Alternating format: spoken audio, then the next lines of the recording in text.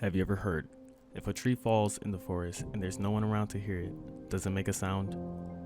I often think about this, but on a larger scale, I ask, do people or any of the events that I assume are there actually exist if I'm not around to witness it?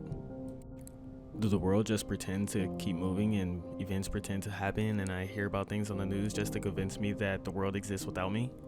Like how you watch a TV show and events happen between seasons, but you never see these events because they weren't filmed. But you see what the show wants you to see. This is an example of solipsism, in Latin meaning alone.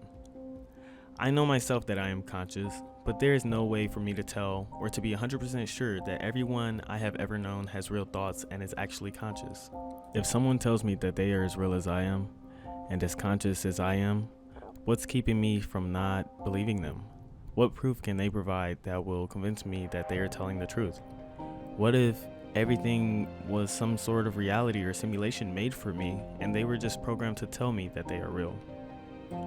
Many times I've experienced situations where it seems like I could feel what was going to happen before there was any sign of it happening.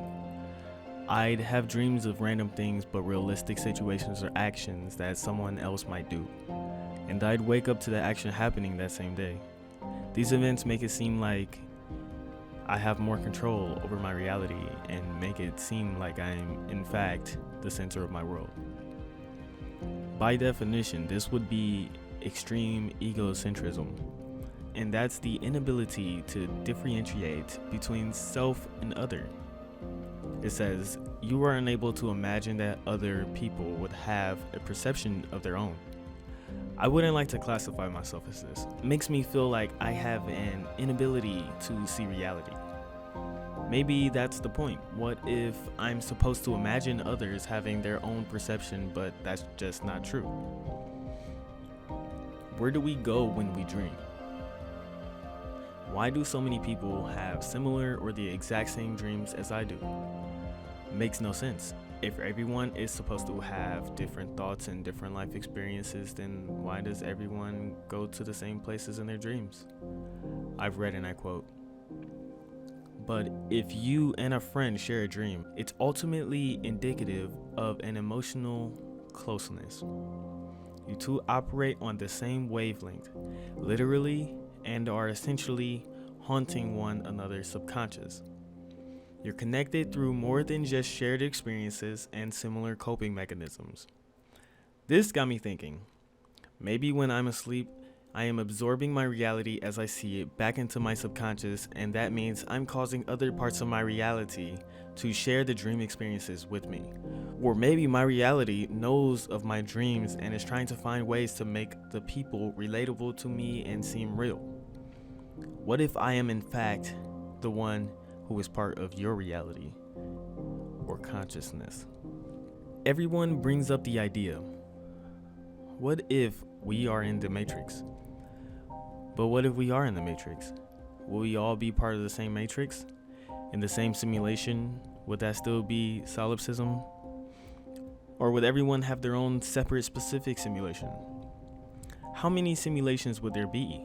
How many people are actually alive and conscious like myself on this world, if there is a world? Time seems very inconsistent lately. Hours feel like minutes, months feel like weeks, and years feel like months. And other times a day seems to last forever. Could this be because there is a glitch in the Matrix, or does time even exist? Everyone knows the idea of heaven, right? What would be your perfect idea of heaven?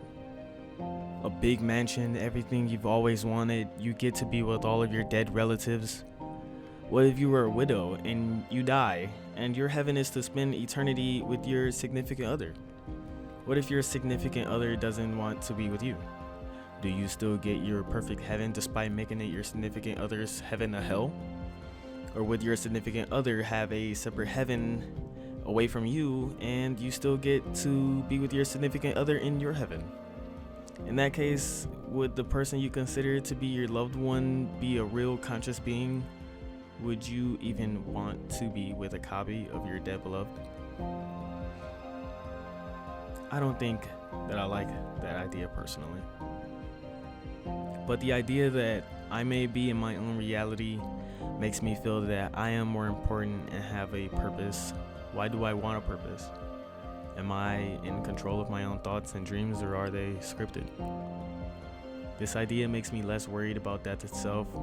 Where do I go when I die? Will I ever die? Will my reality just start new? Or if my reality is a dream, do I just wake up? Or is there just nothing? That one makes me a little more worried. For now, I'll just keep living this life and playing my role like a video game, going to the next level and enjoying the game until the end.